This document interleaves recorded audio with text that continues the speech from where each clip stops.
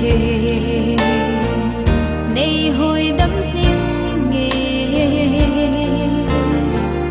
xếp na giặt thơm thơm là cô ni a lê gửi u dòng chém giảm hiểm ta ba sa a thương con na hoa cô ninh kỳ mà nay sẽ mang gì nghiêm bất cả